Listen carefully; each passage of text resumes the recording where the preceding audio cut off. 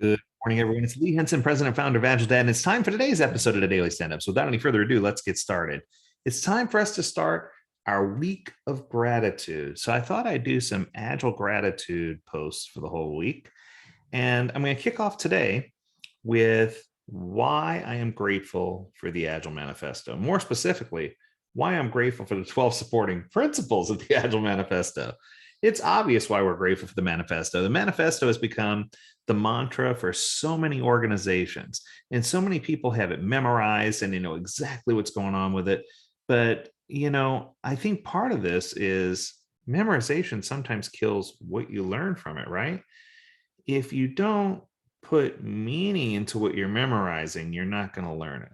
So I think part of it is, do you know the Agile Manifesto by heart? Can you say it verbatim? Many people say yes, some people say no, and it's not bad if you don't know. It's not good if you do, right? Necessarily. It's, do you live by? Have you created a story that supports what you're trying to do? And do you understand what you're trying to do? So let's just refresh. In 2001, 17 Agile enthusiasts met to talk, ski, relax, eat, and find good drink, right? They wanted to talk about common ground and uncover better ways of developing software. So they created the ever so famous Manifesto for Agile Software Development. We are uncovering and discovering better ways of developing software by doing it and helping others do it. Through this work, we have come to value individuals and interactions over processes and tools. Customer collaboration or working software for comprehensive documentation, customer collaboration over contract negotiation, and responding to change over following a plan. Yes, I have it memorized, right? But I'm not saying that means you should. I think you need to focus on some of the keywords, right? So if you pull it out and you look at just the keywords, some of the things they talk about is people, right?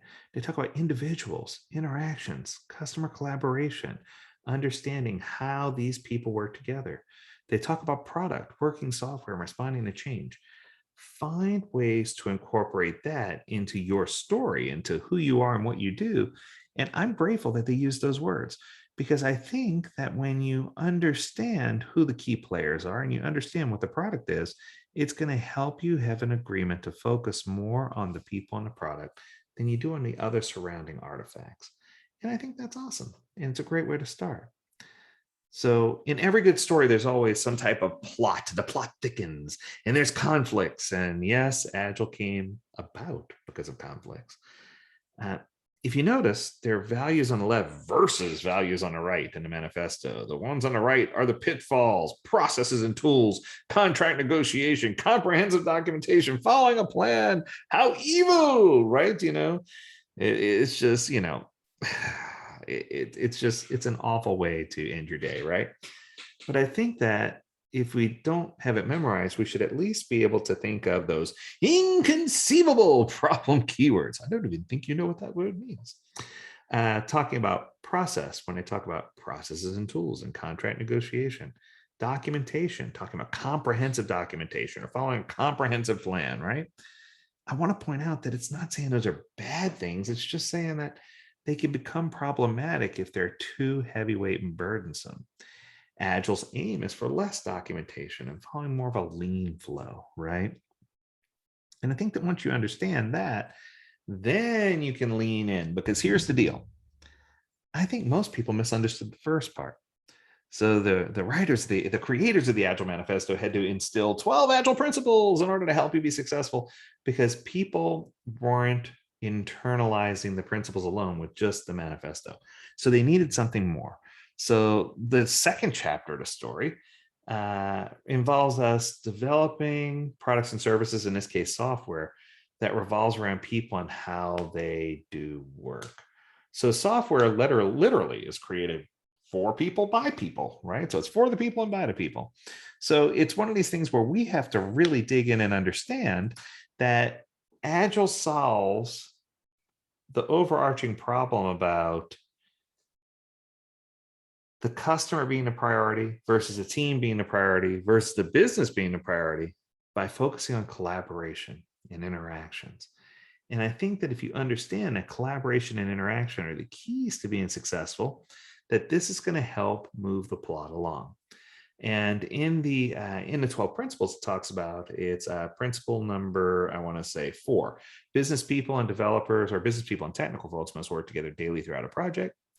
I know that one there. And I think it's number two. Our highest priority is to satisfy the customer early and often through continuous delivery of valuable products and services. Don't ask me why I have these 12 memorized, but I do, right?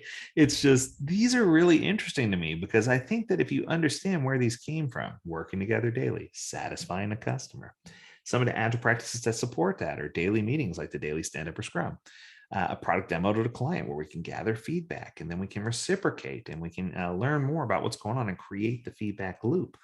I think in order to satisfy a customer, whether it's internal or external, early and often, we need to frequently collaborate with them. We need to frequently engage, right?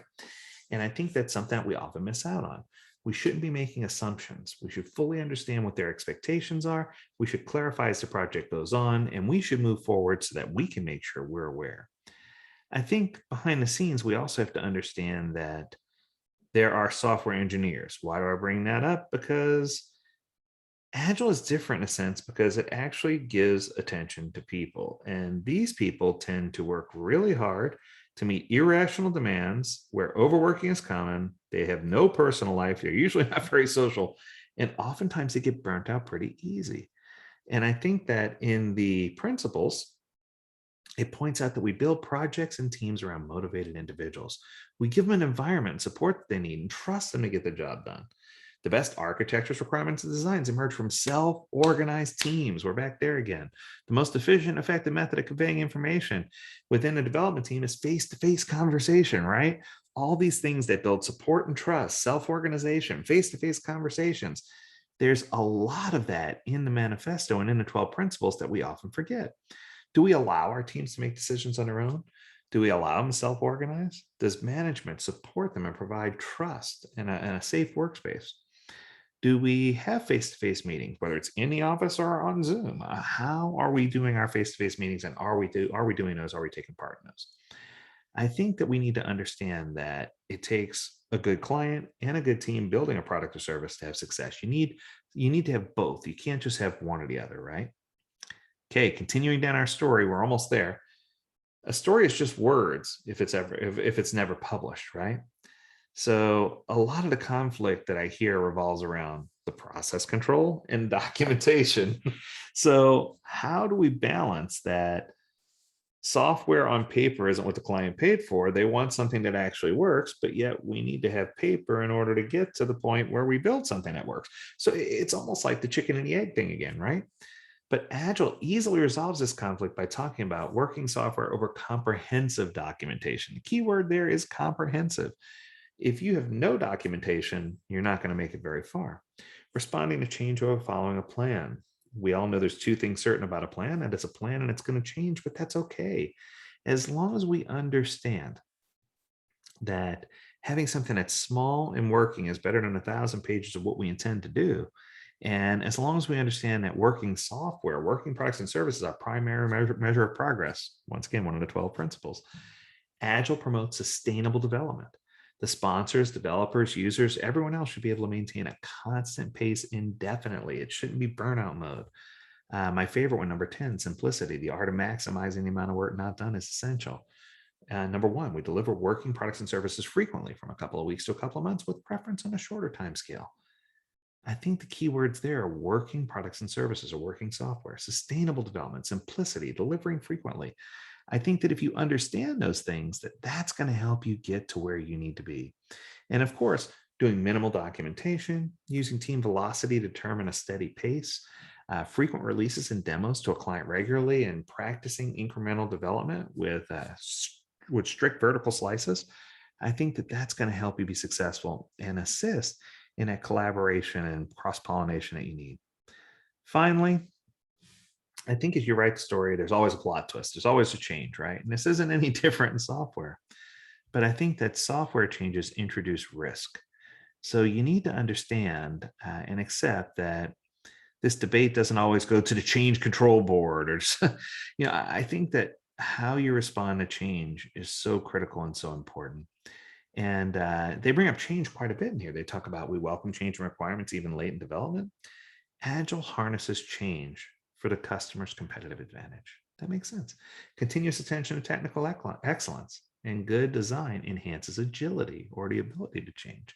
And at regular intervals, we reflect on becoming more effective and fine tune and adjust our behavior accordingly. We need to understand that as part of our maturity model, that the team's going to have to cope with unknowns because they're not going to know everything, and that they're going to have to reflect regularly and bring things into the light. So there's going to be changing requirements. We need to focus on technical excellence, and we need to do this through using team reflection. Once again, all crystal clear and makes sense. I love this.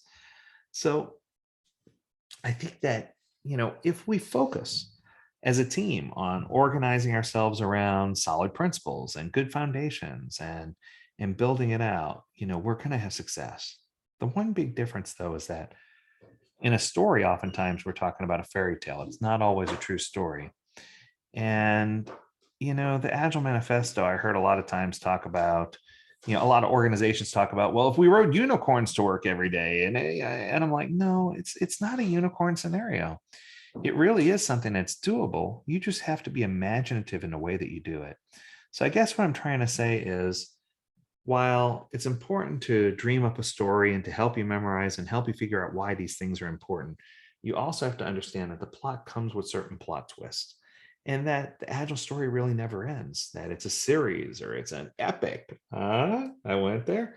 It's a set of novels, if you will, telenovelas.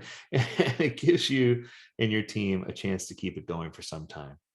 So there's no need to really memorize the principles as long as you remember how to incorporate it as part of your story. I'm grateful for the founders of Agile. I'm grateful for the people who took the time to write the Agile Manifesto and the 12 principles, and I hope you are too. Until tomorrow, we encourage you to stay healthy, stay well, and stay agile, my friends. Do take care.